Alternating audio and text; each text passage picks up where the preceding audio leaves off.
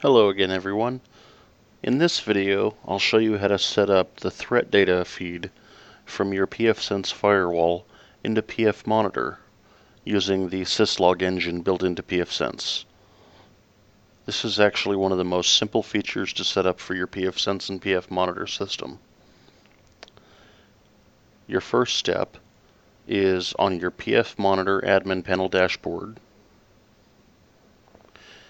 You will scroll down and find your syslog ingest address. Depending on your account and which server your account is hosted on, this may be different. So you will copy this address and log into your pfSense firewall. Once you're logged in, you'll go to Status and System Logs. Once on the System Logs page, you'll click on Settings over here,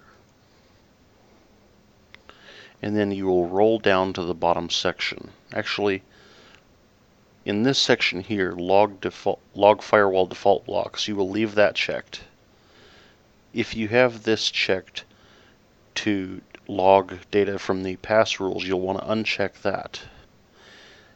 If your pfSense is used to filter traffic between private networks, in other words, if your pfSense has multiple interfaces that are doing NAT but are not actually edged on the internet, you may want to turn these off as well. Otherwise, you'll have a storm of addresses in the 192 or 172 or 10 network ranges flooding into the PFMonitor system, which would not be good.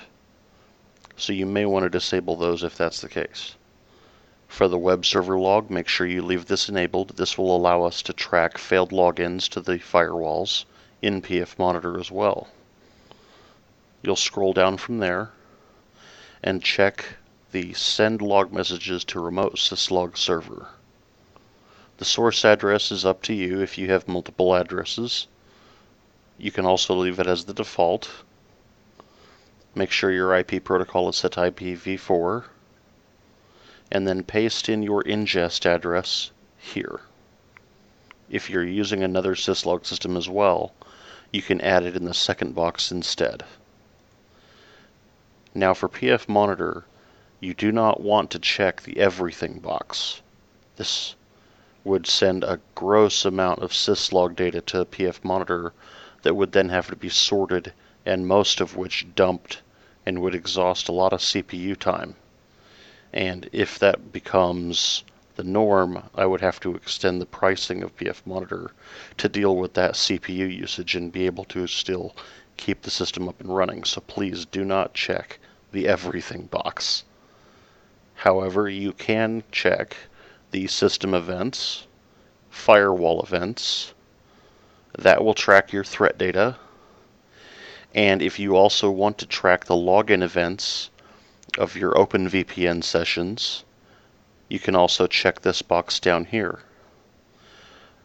In limited capacity, I believe the system does support captive portal events, though that is thoroughly untested because I do not have any captive portal systems out in deployment. I don't use it. So somebody else may have to volunteer to be a guinea pig for that. So once you have those checkboxes set, simply hit the Save button. And that's it. As long as you've filled out everything correctly, your threat data will start streaming into PFMonitor. Remember, it may take up to 15 minutes for the first batch of data to become visible due to the buffering that is set up.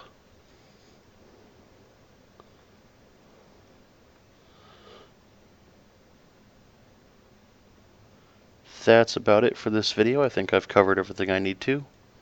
Kind of a short video, but gets the job done. Hope you guys are enjoying PFMonitor. Have a nice day.